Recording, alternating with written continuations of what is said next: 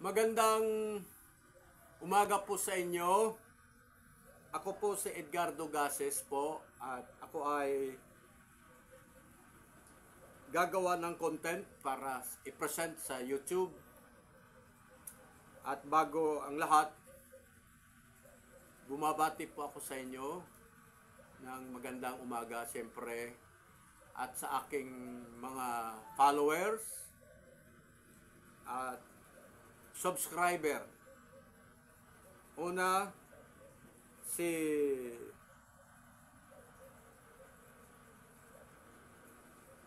Esmeralda Brown from USA. At sa Singapore naman, it's from Indonesia, si Dame Tompol. Shout out, sir. Yan po. At bago nating kaibigan, si F-Vlog. Shout out kay Lilia Bellamor Rossetti. Ayan ha. Lilia, Agaw. At syempre, sa Batang Gobat Vlog. Nakalimutan ko yung pangalan niya. Shout out po. Kay Lodi Factuar at kay Archibald Flores, kay Maribek Lineses, shout out po sa inyo. Maraming salamat po. Kay Araceli, ayan po. Siyempre, si Jelian Liena na nag-aaral sa Kupang High School, nasa grade 1. At yung bago kong kaibigan, si Toses ng Singapore. Oh, I think Indonesia din. Si Brother Rexiliano. Maraming salamat po sa inyo. At ang may-ari nito, si Marlene Laya Baay. Ayan po. Yan po, no? At si Rolin Edwin Datuon. Ayan po. Oh, ang aking mabait na kaibigan, Sir Hernan Tayo. Oh, kay tayo, di ba? Oh, yung kaibigan ko din na si Brother Rick Gibara, Sir, Attorney, Maurirat. Siyempre kay Ria Tamayo. Ayan po. Ngayon po, ang ating pag-uusapan ay hindi na yung paniningil. Ang ating tema ng ating pag-uusapan o yung paano mag-process ng disability, ng PWD, dahil yun po ang aking na-experience. So, magsimula muna tayo sa PWD. Ang PWD, para makapag-process ka, kukuha ka ng medical certificate from the doctor kung ano man yung chief complaint mo, kung ano man yung problema mo, like say, katarata, let's say sa akin, abscess from my brain, or ikaw ay high blood, kung ano man yung complaint mo, sabi mo sa doktor, at ang doktor gagawa ng, meron silang pipirmahan na form na magpatunay na kayo ay mayroong disability. Ngayon, kapag meron ka na noon, siyempre iba-iba yan. Dito sa Antipolo, pupunta ka ngayon sa CSWD at humingi ka doon ng form at pipil-upan mo.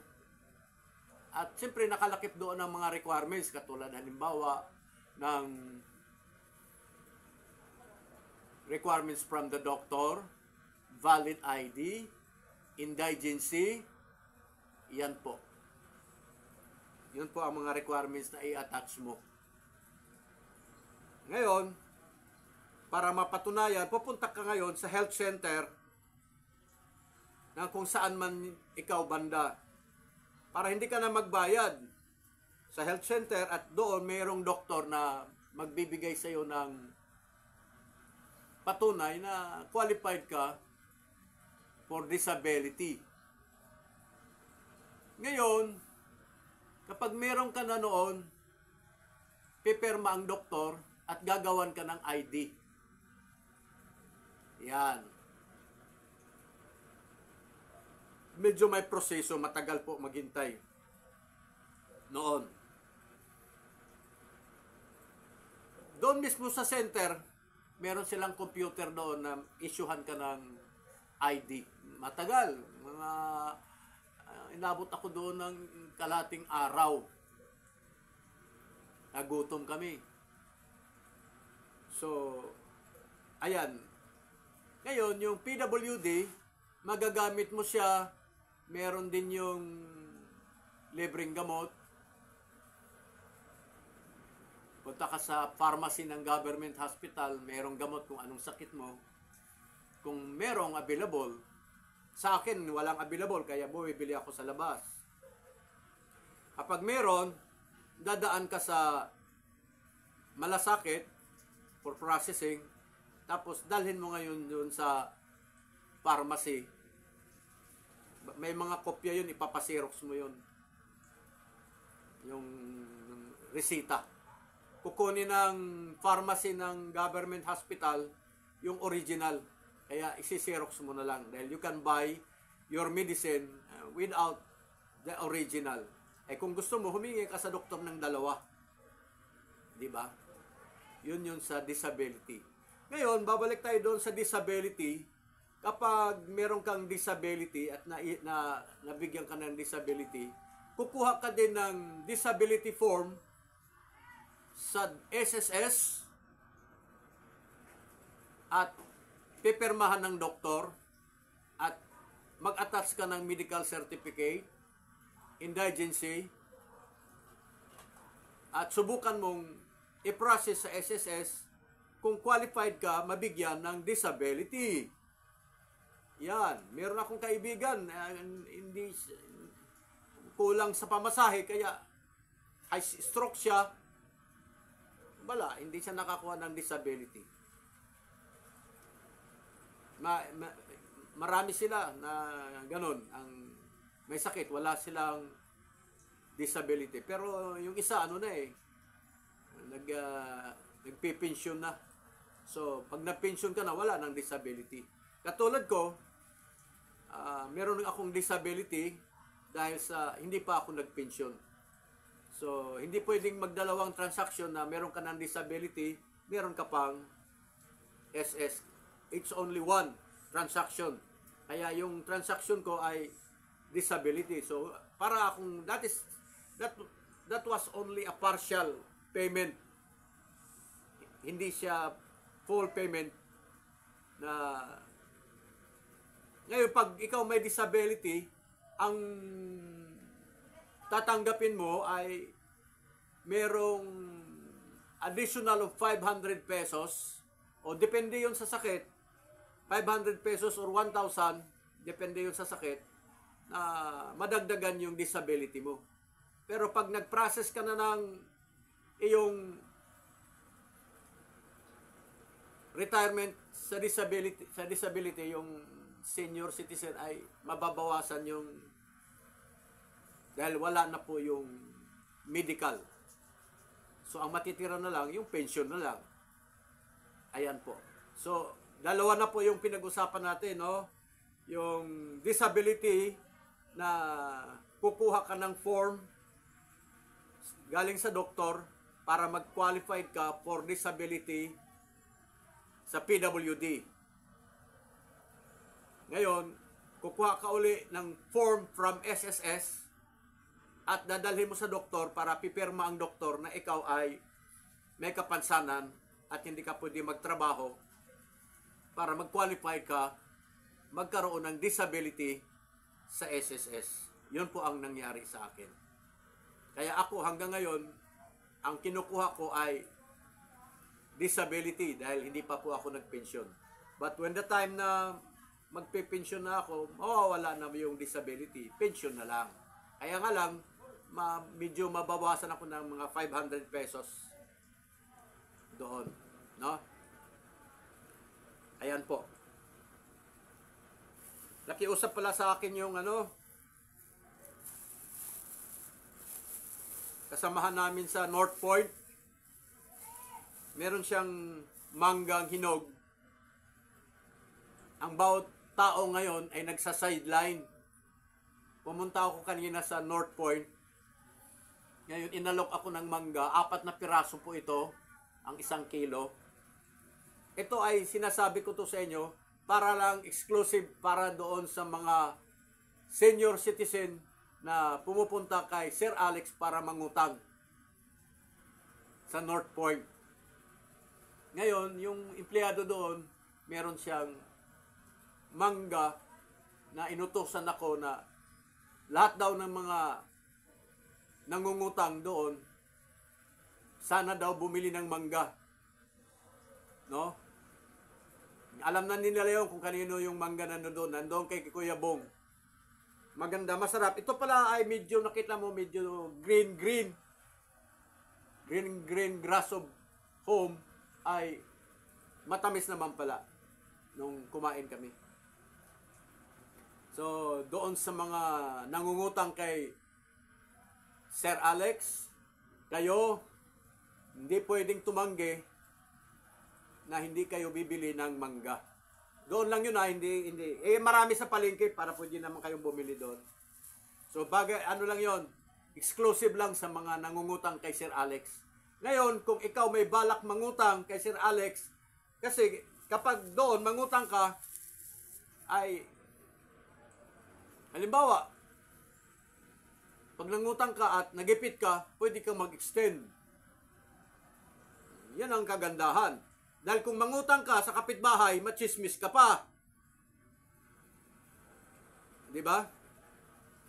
Huwag na lang. Doon na lang sa kaibigan ko. Doon na lang tayo mangutang. Huwag na doon sa may chismis.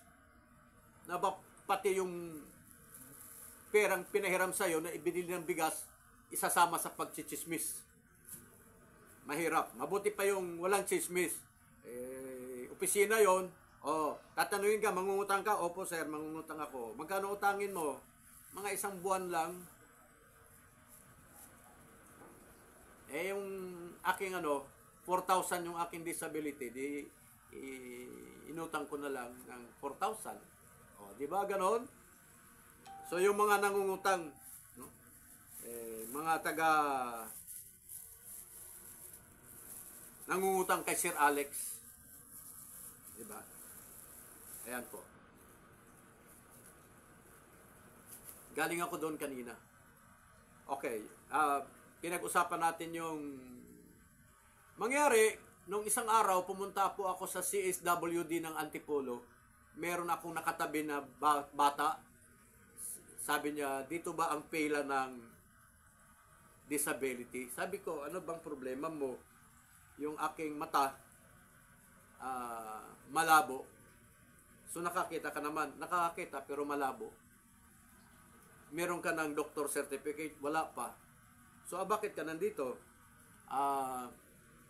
Kukuha lang ako ng form. Sige, kumuha ka ng form. O sumunod ka na dyan. Doon sa upuan, sumunod ka na. Yun nga, binigyan siya ng form.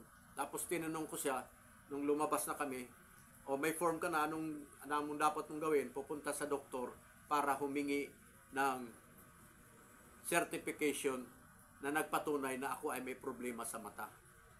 Sabi ko, kumuha ka ng indigency at kumuha ka na, magpa-xerox ka ng valid ID.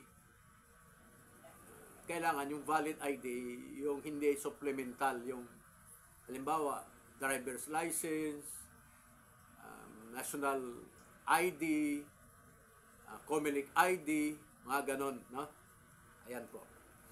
Xerox yun. Ang ibigay mo, Xerox. Ang original, huwag mong ibigay. Ang original na ibigay mo, yung galing sa doktor. Diba? Ngayon, kung qualified ka for disability, pwede ka na rin mag-process sa SSS kung sakaling mayroon kang SSS. Kung wala kang SSS dahil estudyante ka pa lang, tingnan mo kung mas maganda, magbayad ka na ng SSS mo. Halimbawa, first year college, mayroon ka ng 18 years old, di magbayad ka na sa SSS. Kailangan medyo mataas yung ibabayad mo, mga 2,000 plus, para malaki ang matatanggap mo. Kahit isang buwan, 2 buwan, 3 buwan, hanggang 6 na buwan, nakapagbayad ka. At that time, na hindi pa magaling yung mata mo, makakuha ka ng disability. Ayan po. Yan po ang pwede kong maitulong. Based on my experience. Ngayon, yung disability naman sa SSS ay kukuha ka naman sa doktor para doon sa SS mo. Medyo maingat lang kasi sa SSS may mga number, may Q number na ibibigay. Tapos pag nakuha mo na yon, didiretso ka sa medical. Meron ding form na pipil upan, tapos sa medical ka pupunta. Ngayon, pagkuha mo ng disability, i-required ka ng magkaroon ng bangko. Yung sa akin, Union Bank. Wala namang bayad yun. Nandoon sa SS din ang opisina noon. Yun po. Kailangan magpasa ka ng sarili mong bangko kasi para doon yun sa iyong disability. Doon papasok. At tanungin mo yung doktor o kung yung sino yung staff kung every what day of the month na dapat mong tanggapin yun. O, di ba? Maliwanag? O, di ba? Ayan. Ngayon, dadako tayo sa tapos na yung disability mo na napagkakasakit, tapos na rin yung disability mo na PWD. Sa SSS naman, meron akong client na nasa Amerika, pumunta ng Amerika, at hindi niya nakuha yung kanyang SSS dito. At wala din yung number niya. Hindi na niya maalaala. Kaya kailangan, dahil nasa Amerika siya, magbibigay siya ng authorization para yung taong binigyan ng authorization, yun yung haharap. At doon, pwedeng makuha yung SS number at ipadala yung information, data doon sa US. At hintayin niya ma-approve, uwi siya dito sa Pilipinas. Yun po yung isang situation. Pag halimbawa naman ay namatayan, pag membro ng SSS na kahit nagpensyon na at namatay, meron kang makukuhang pensyon. No. It's not pension. It's a burial. Pero sa pag-ibig, pag nag-retired ka ng 60 at nag-gurgur ka, namatay ka na, wala ka nang makukuha sa pag-ibig. Pero sa SS meron. Kasi insurance po yun. So, merong burial na dapat i-process. Ngayon, sa pagpa-process, siyempre kailangan ng death certificate, kailangan ng birth certificate, at noong panahon na namatay, sino ang nag-asikaso, siya yung bibigyan ng cheque ng taga-SSS.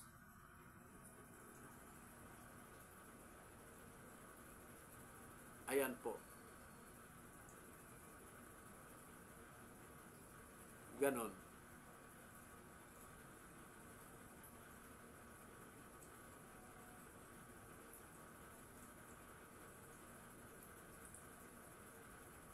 naalaala ko pala, yung misis ko namatay. Hindi ko alam kung nung namatay siya, membro na siya ng SSS. Hindi ko alam kung na-claim ko na yon. Tatanungin ko nga. Okay.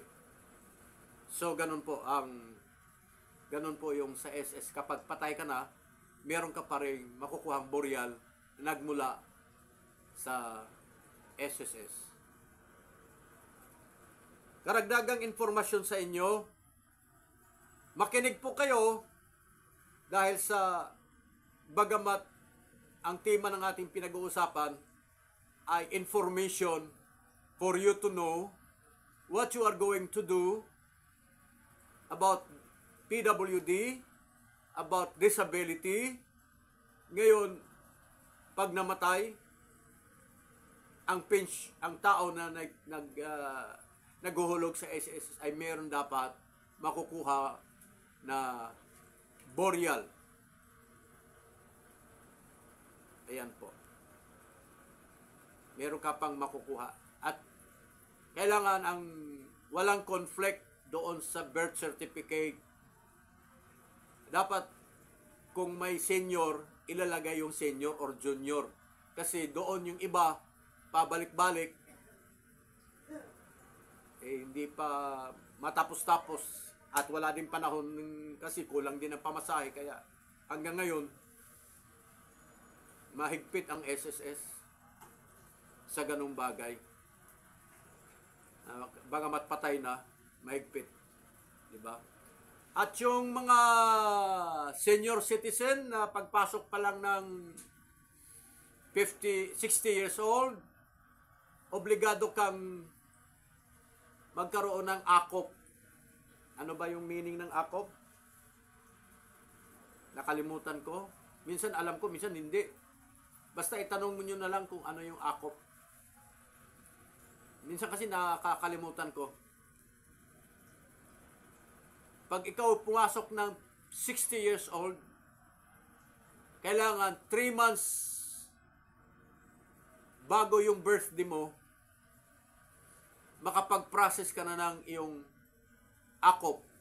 Dahil kung hindi mo ma-process yun, matitigil yung pension mo from SSS at mahirap i-restore.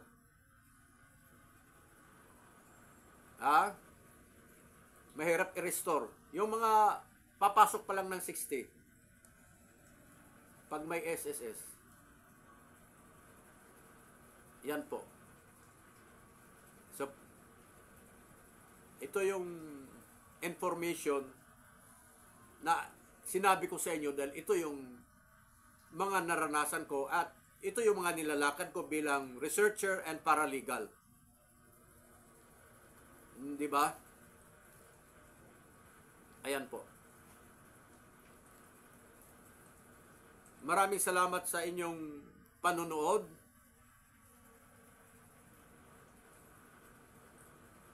Sana meron po kayong napupulot sa akin dahil magamat parang may chismis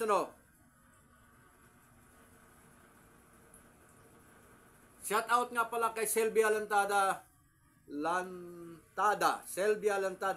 Pastor Selvia Lantada at kay Rostom Tenchabes. Siyempre, ito yung mga masugid kong subscriber kay Renato Digamo at kay Rinalda Mandak, kay Janre Ramelo Liena, yan, kay Crescenciano Duenas, kay Evelyn Caboyo. Shout out po sa inyo. Nagre-reels yan mga yan. Kay Hershey Mocha, na kapitbahay ko dito. Siyempre, kay Arthur Posadas, Sir, Power. Kay Angelita Umacob Tumabiene. Yan. Kay Sister Liembe Gomez.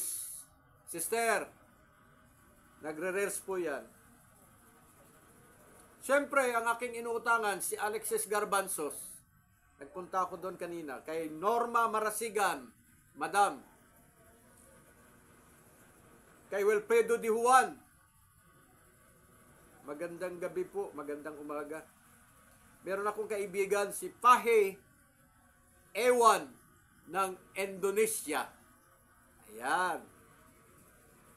Ng Hawaii, si Simeon Campado. Shout out po. Shout out kay Rosalina Barnido. Ayan. At kay Charles Clinton Enriquez. Sir, shout out po. Kay Erhon Navarez. Ayan. Diba? Kay Florencia Jim, shout out po sa inyo. Sila yung mga nag-subscribe. Dapat lang talaga pasalamatan. Kay Brother Jason Dino. Kay Prudencio Marcos, yung may-ari ng peanut butter. Kay Jaime Barnido, yung mag-asawa. Kay Dante Cabansag, ng Masbate. Kay Sister Bella Bunag. Kay Eraserhead ng UK. Yan. Kay Sister Lim Maria Fi. At syempre, special mention kay Brother Nasim Bordakong ng Indonesia. Kay Nomer Vlog. Kay Judith Pilin. Yan, marami silang kasi ang dami kong content, siguro distributed. Kay Prem Lolo Mista, kay Victoria Locasin, kay Sister Criselda Malikdin, o kay Lucas Lex.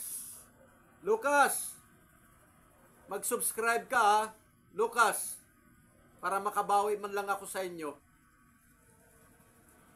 Meron akong papel na demanda sa father mo kay Mr. Fong. Pero kung babayaran na ako ng subscribe galing sa inyo, hindi na ako magdidemanda.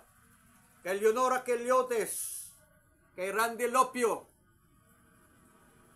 kay Juni Vlog, kay Joliet Alim, yan, si Madam Alim, Emily Lopez, Sister Elina Abinal, nakasamahan namin sa lokal ng Masinag. Kay Brother GV Mag-aso, ayan. Kay Jerry Raffer, kay Kylie Padrones, at syempre sa aking mabait na kaibigan ng dating daan na ngayon ay MCGI, si Brother Edsel Canyo. Siyempre, ang aking power na si Lito Dacoma, si Aileen Tio,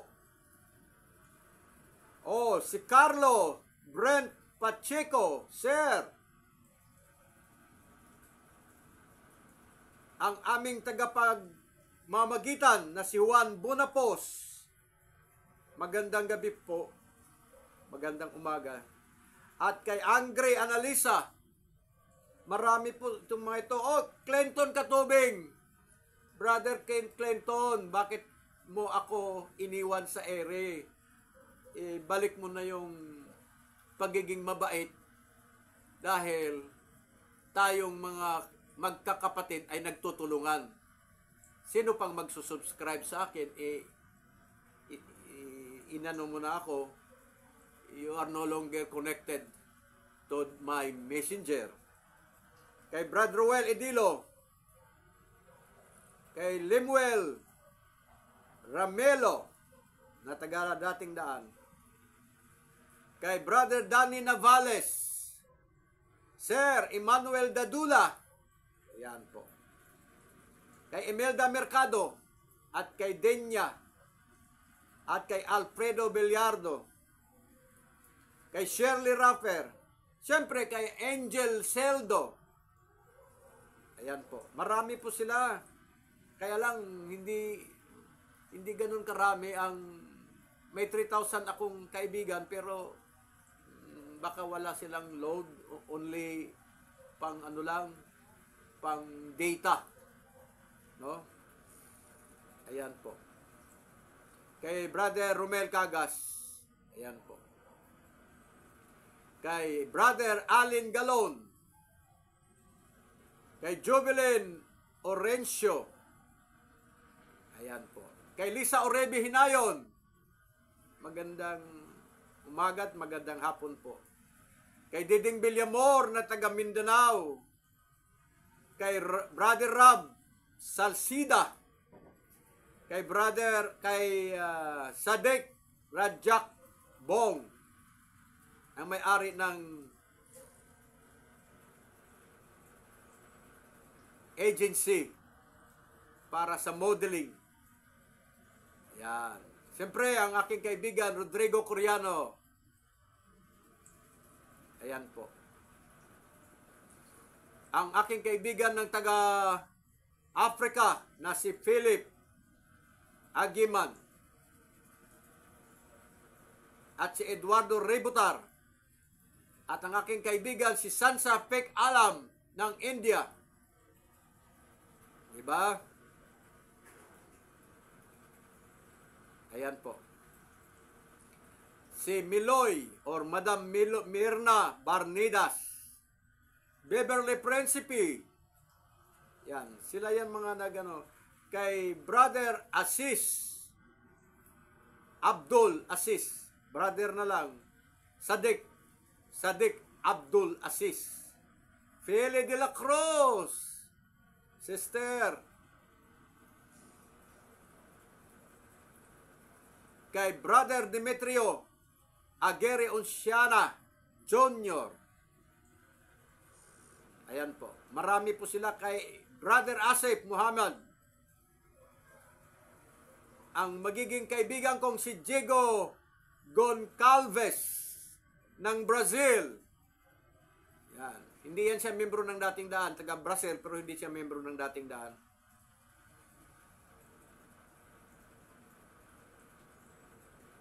Marami po ito. Mga 3,000 ito. 3.5. Kaya, sa sunod na lang. Maraming salamat. Sana po patuloy kayong mag-subscribe sa akin. At salamat din na nabigyan ko kayo ng informasyon kung paano mag-process ng inyong mga dapat i-process sa sangay ng gobyerno. At nagkaroon kayo ng konting kaalaman.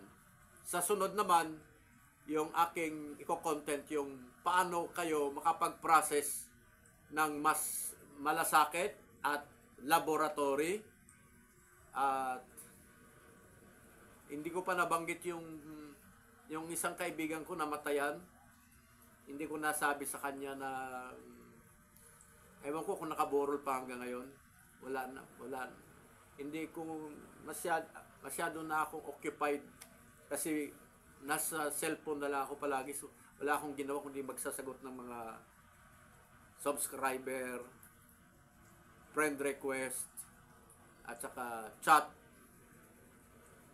Ayan po. Maraming salamat po and huwag niyong kalimutan mag-subscribe. Purihin ang Diyos. Purihin natin ang Diyos dahil siya ang nagbibigay ng ating kalakasan.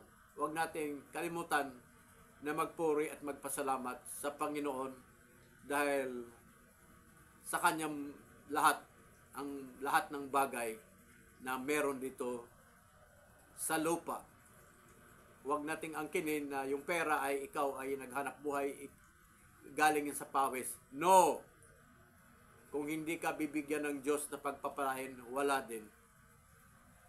Talagang give thanks to the Lord and count your blessing. Count your blessing one by one. One by one. Count your blessing. Kapag yung blessing na yon, kinount mo in one by one, you have a lot of blessings that you receive in a day. And there will be another blessing will come to another day. Yung blessing pa nga lang, yung hininga, blessing yun. Yung libreng hangin, libreng araw, Di ba? Isa yan sa blessing. Baka hindi mo alam na yung hangin na hinihinga mo ay libre yon galing sa Diyos. Yung araw, para hindi ka magkasakit ng lack of vitamin K at vitamin D, ay kailangan mong mabilad sa araw minsan. Huwag naman yung sobrang tutok ng araw, baka ma-dehydrate ka. So yun po, pasalamatan natin. Maraming salamat sa inyo na patuloy nagso-subscribe. Pagpalain din po kayo ng mahal na Panginoon sa ibang bagay. Ayan po. Maraming salamat and paalam na muna. Thank you.